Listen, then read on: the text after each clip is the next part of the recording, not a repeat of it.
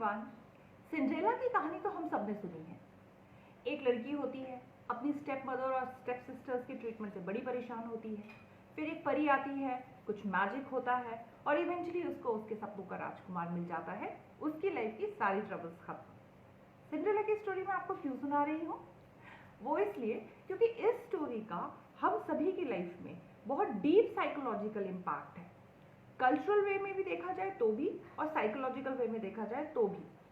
हमारे सारे serials, movies, TV advertisement कहीं ना कहीं इस सिंड्रेला की स्टोरी को बहुत ही सटल वे में प्रोपोगेट कर रहे होते हैं और कंटिन्यूसली मीडिया में वही पोर्ट्रेयल देख देख के बहुत सारी औरतों के अंदर एक सिंड्रेला सिंड्रोम जन्म ले लेता है। अब सुनने में तो ये इतना बुरा नहीं लग रहा। ये सिंड्रेला सिंड्रोम होता क्या है?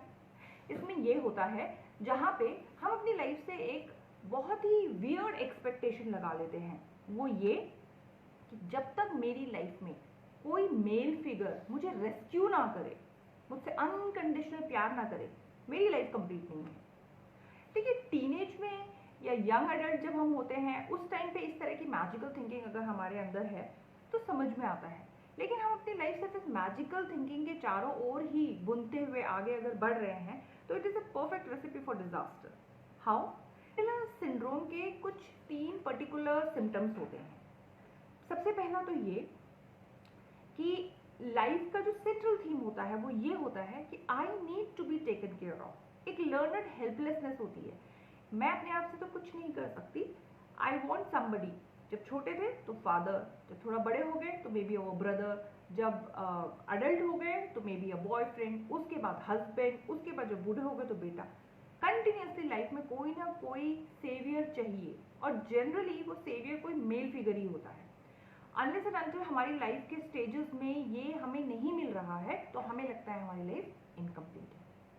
दूसरा सिम्टम जो सिंड्रेला सिंड्रोम में देखने को मिलता है वो ये है कि रिस्पॉन्सिबिलिटी ना लेना और बहुत ज़्यादा फैंटेसी वर्ल्ड में अपना टाइम स्पेंड करना। दिमाग कुछ ना कुछ एक कहानी बुनता रहेगा कि आपके साथ ऐसा होगा वैसा होगा और फिर जल्द से सारी परेशानियां गायब हो जाएगी। इसकी वजह से होता क्या है कि प्रोक्रास्टिनेशन बढ़ जाता है, हम अपना टाइम बहुत वेस्ट करते हैं और जो रियल लाइफ के इश्यूज हमारे सामने हैं उनसे हम बचते हैं, उनको हम हैंडल नहीं करते। कोई गोल नहीं बना पाते कॉन्क्रीट, या अगर कोई कॉन्क्रीट गोल, अगर लाइफ में कोई गोल या ड्रीम है भी तो उसको फॉलो थ्रू नहीं कर पाते क्योंकि कोई गोल प्लान नहीं है। आधे से ज़्यादा टाइम तो हम अपनी मैजिकल विजुअल थिंकिंग में स्पेंड कर रहे हैं। तीसरा इम्पॉर्टेंट जो सिम्टम देखने को मिलता है वो ये कि आपकी लाइफ में आपकी जो स्टोरी है उसमें आप विक्टिम हैं। देखिए, चैलेंजेस हर लाइफ में होते हैं। आप किसी की भी लाइफ उठा के देख लीजिए, चाहे कितने भी सक्सेसफुल लोग क्यों ना हो या आपके आसपास के जो सो कॉल्ड दिखने में हैप्पी लोग दिख रहे हैं, आप ध्यान से उनकी लाइफ को भी ऑब्जर्व करेंगे तो लाइफ के किसी न किसी मुकाम में हर किसी ने चैलेंजेस फेस किए हैं। किसी ने पहले किए हैं, किसी ने अभी किए हैं, कोई फ्यूचर में करेगा। चैलेंजेस फेस करने के साथ साथ डे टू डे बेसिस में लाइफ में कॉन्फ्लिक्ट्स भी चलते रहते हैं। ऑल सोशल एनिमल्स, और जब हम बहुत सारे लोगों से इंटरैक्ट करते हैं तो कॉन्फ्लिक्ट्स का होना बहुत नेचुरल बात है क्योंकि कॉन्फ्लिक्ट को हैंडल करना हमने सीखा नहीं है, हमें कंफर्टेबल नहीं फील होता कॉन्फ्लिक्ट की सिचुएशन में। तो थोड़ा सा भी लाइफ में स्ट्रेसफुल सिचुएशन आती है, हमें ये लगता है कि we can not handle, I am to victim, मेरे ही साथ गलत क्यों होता है, उसकी लाइफ इतनी अच्छी है, मेरे साथ ऐसा क्यों नहीं हुआ, मैं तो ये डिजर्व करती थी, लोगों ने मेरे साथ क्यों गलत कर दिया।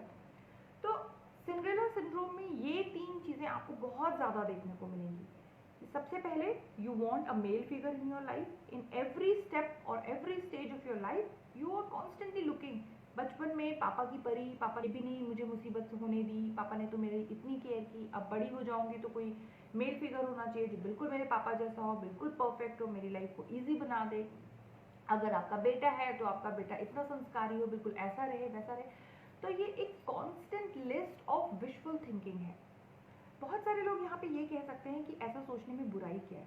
नहीं, बुराई बिल्कुल नहीं है।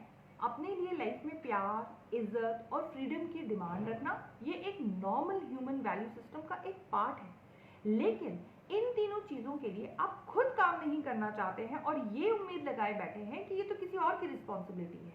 पहले फादर की रिस्पॉन्सिबिलिटी थी, फिर हस्बैंड की या बॉयफ्रेंड की रिस्पॉन्सिबिलिटी है, फ्यूचर में बेटे की रिस्पॉन्सिबिलिटी हो जाएगी।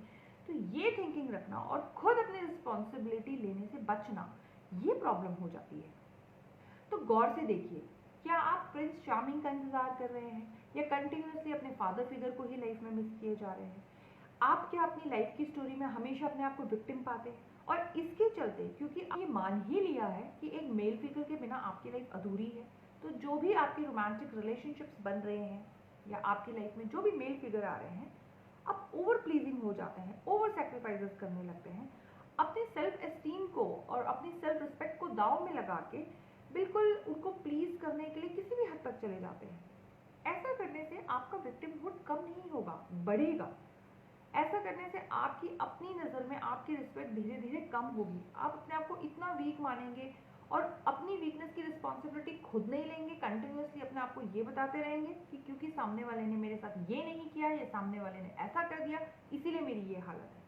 अगर सिंड्रेला सिंड्रोम में सबसे बड़ा प्रॉब्लम तो ये है कि हम अपने पोटेंशियल्स को कभी जान ही नहीं पाते हैं।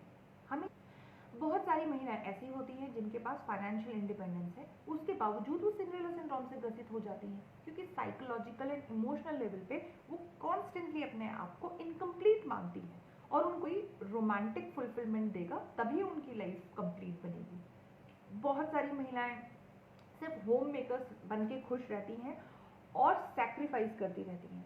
इसमें कोई बुराई नहीं है, होम मेकर होना अपने आप में एक बहुत अच्छी बात है, लेकिन फिर कंटिन्यूअसली अगर आपके दिमाग में यही चल रहा है कि मैंने तो इतना सैक्रिफाइस किया, लोग मेरी कद्र नहीं कर रहे हैं, तो फिर ये गलत है, क्योंकि ये तो आपकी चॉइस है ना। आपने ये कंडीशन लगा ली है लाइफ के साथ कि अनलेस एंड अनटिल हर कोई मेरी तारीफ ना करे, मेरे एक एक एफर्ट को अप्रिशिएट ना करे, या मुझे बिल्कुल पापा की प्रिंसेस की तरह ट्रीटमेंट ना मिले जैसे मुझे पहले मिलता था, तो इसका मतलब there is something terribly wrong with my life. Freedom, अपनी सेल्फ रिस्पेक्ट, अपने साइकोलॉजिकल वेलबींग के लिए प्लीज अपनी लाइफ से ये मैजिकल विजुअल थिंकिंग को अलविदा कहें और लाइफ की रियलिटीज के साथ रिकंसाइल करके खुद अपनी रिस्पॉन्सिबिलिटी लें। अपनी रिस्पॉन्सिबिलिटी चाहे फाइनेंशियल लेवल पे हो, अगर फाइनेंशियली आपको रिक्वायरमेंट नहीं है, आपके पास एक फुलफिलिंग जॉब है, आपको पैसे की कमी नहीं है, आप पर्टिकुलरली जॉब ओरिएंटेड नहीं है, आप फैमिली को टाइम डिवोट करना चाहते हैं, तो फिर साइकोलॉजिकल लेवल पे it should work both ways.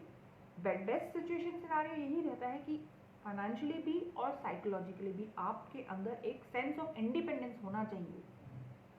पर अगर आपकी फाइनेंशियल रिक्वायरमेंट नहीं है, आपने ये कॉन्शियस डिसीजन लिया है कि आप एक होम मेकर हैं, आप अपनी फैमिली के साथ टाइम स्पेंड कर रहे हैं, in that case also psychologically आप इतने इंडिपेंडेंट होने चाहिए कि आपको कंप्लीट या इनकम्प्लीट फील करवाना किसी बाहर वाले के हाथ में ना हो। आप अपने आप से कंप्लीट फील करें and out of that feeling of completeness, out of that feeling of genuine love and care for your family, आप जो भी उनके लिए एडजस्टमेंट्स कर रहे हैं और फिर उनको सैक्रिफाइस का नाम ना दें।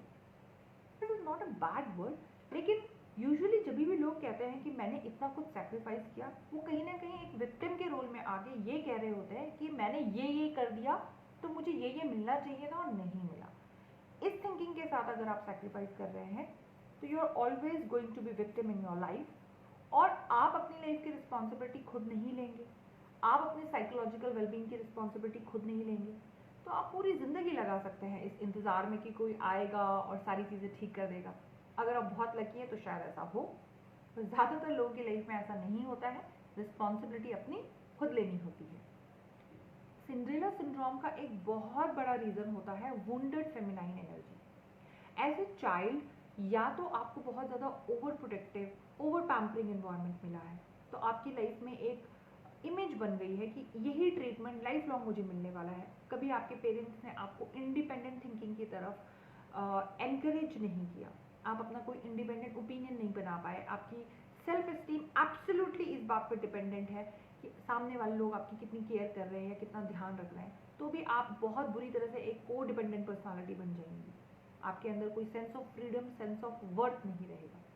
दूसरा केस ये हो सकता है कि अगर डिसफंक्शनल फैमिली का अगर आप हिस्सा रहे हैं और आपने बहुत नेग्लेक्ट फील किया है एज अ चाइल्ड, तो हो सकता है हम ये स्टोरी अपने आप को सुनाने लगे कि फ्यूचर में there would be somebody who will take care of me, और मेरे अंदर ये जो अधूरेपन की फीलिंग है वो इंसान आके पूरी कर देगा। तब हो जाता है जब सेंट्रल थीम लाइफ का ये बन जाए। अब आपके गोल्स, आपके इनर पोटेंशियल्स, आपकी सारी एनर्जी सिर्फ और सिर्फ इसी चीज़ के चारों ओर घूम रही हैं कि आप किसी को प्लीज़ करें ताकि वो आपको एक सर्टन वे में ट्रीट करें। आप ऐसे बहुत सारे लोगों को देखेंगे जो कंटिन्यूसली फेल्ड रिलेशनशिप्स में होते हैं, कंटिन्यूसली एक ही तरह के पार्टनर को अट्रैक्ट कर रहे होते हैं, और वो पार्टनर मैनिपुलेटिव हो सकते हैं, अब्यूजिव हो सकते हैं, आपकी सेल्फ एस्टीम को और ज़्यादा डिग्रेड कर रहे हैं, आपके साइकोलॉजिकल वेलबींग के लिए बहुत टॉक्सिक है, और आप एक के बाद एक कंटिन्यूसली इसी तरह के लोगों को अपनी लाइफ में इनवाइट किए जा रहे हैं। क्योंकि ये जो टिपिकल डैम्सल इन डिस्ट्रेस की जो थिंकिंग होती है ना, फिर तो मेरा फ़ायदा उठा लिया और फिर आप विक्टिम फील करने लगते हैं, और वो लूप कंटिन्यूसली चलता रहता है। इसीलिए क्योंकि अनकॉन्शियस लेवल में आपकी आइडेंटिटी सिंड्रेला की है, और सिंड्रेला के साथ हमेशा गलत हो रहा है, सिंड्रेला के साथ हमेशा अत्याचार हो रहा है। सिंड्रेला को बचाने के लिए कोई परी आएगी, कोई प्रिंस आएगा, कोई मैजिक होगा। सिंड्रेला को अपनी तरफ से कोई स्टेप नहीं लेना है अपनी लाइफ को ठीक करने के। अगर आप भी इन्हीं थीम्स को अपनी लाइफ में रिपीट किए जा रहे हैं, तो अब टाइम आ गया है कि आप अपनी लाइफ का कंट्रोल अपने हाथ में लें। कोई नहीं आ रहा है बचाने, हमें खुद अपना प्रिंस बनना है, हमें खुद वो मैजिकल फेरी बनना है, और अपनी लाइफ की रिस्पॉन्सिबिलिटी खुद लेनी है, अपनी लाइफ के कॉन्फ्लिक्ट्स को खुद हैंडल करना है, अपनी लाइफ के सारे चैलेंजेस को हिम्मत से खुद से सॉर्ट आउट करना है। के लिए ऑफ कोर्स फाइनेंशियल इंडिपेंडेंस ज़रूरी है, लेकिन सिर्फ फाइनेंशियल इंडिपेंडेंस आपको ये चीज़ गारंटी नहीं करेगी कि आपकी सेल्फ एस्टीम बहुत हाई हो। ऑफ कोर्स जो महिलाएं फाइनेंशियली इंडिपेंडेंट होती हैं, chances are little better for them to come out. If you're financially also dependent on other people, emotionally also dependent on other people, it can get little more tricky. Psychological well-being absolutely आपके हाथ में है। जिस दिन आप ये decide कर लेंगे कि आपके अंदर वो पोटेंशियल है कि आप अपनी लाइफ को सॉर्ट आउट कर सकते हो, आपके अंदर वो पोटेंशियल है कि आप खुद से अपने आप में कंप्लीट फील कर सकते हो, किसी दूसरे इंसान को ज़रूरी नहीं है आपको कंप्लीट फील कराना। कोई ज़रूरी नहीं है कि लाइफ के हर मोड़ पे कोई आपकी केयर करने वाला आपके साथ रहे। It is not a mandatory condition for life, दो या it would be good to have somebody around who is taking care of you, who is being kind to you, but इसको अपनी लाइफ की मैंडेटरी कंडीशन मत बनाइए, क्योंकि जब आप ज़बरदस्ती इसी चीज़ के पीछे भागेंगे, ये चीज़ आपसे दुगनी तेज़ी से उतनी ही दूर होती जाएगी। This is how life works. Self awareness is the first step. जानिए कि आप अकेलापन, अधूरापन क्यों महसूस कर रहे हैं। आपके बचपन में अपने बैकग्राउंड में ढूंढेंगे तो आपको समझ में आ जाएगा कि रीज़न क्या है जिसकी वजह से आप ये सिंड्रेला सिंड्रोम में फंस गए हैं। एक बार आपको दिखने लगे कि ये सिंड्रेला सिंड्रोम आपको किसी हैप्पी कंक्लूजन की तरफ नहीं लेके जा रहा है, इनफैक्ट ये बहुत बड़ी साइकोलॉजिकल बेड़ियां हैं जिसकी वजह से आपका ओवरऑल ग्रोथ एंड डेवलपमेंट रुक रहा है, जिसकी वजह से आपकी डिपेंडेंसी दूसरे लोगों पे बढ़ रही है, जिसकी वजह से आपके अंदर छुपे हुए हिडन टैलेंट एंड पोटेंशियल बाहर निकल के नहीं आ रहे हैं। आप अपने आप पे काम करना शुरू कर देंगे, और ये इतना मुश्किल नहीं है। पहला स्टेप अवेयरनेस होता है। आपको किसी भी तरह की काउंसलिंग की हेल्प चाहिए, आप वो ले सकते हैं। वीडियोस देखिए, अच्छी किताबें पढ़िए, और अपने आप को सिर्फ प्रिविलेज और हैप्पीनेस के पीछे मत भागिए।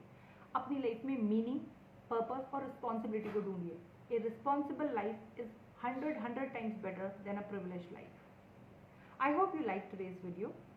अगले वीडियो में हम पीटर पैन सिंड्रोम की बात करेंगे कि कैसे मेन भी इस तरह के साइकिल में फंस सकते हैं।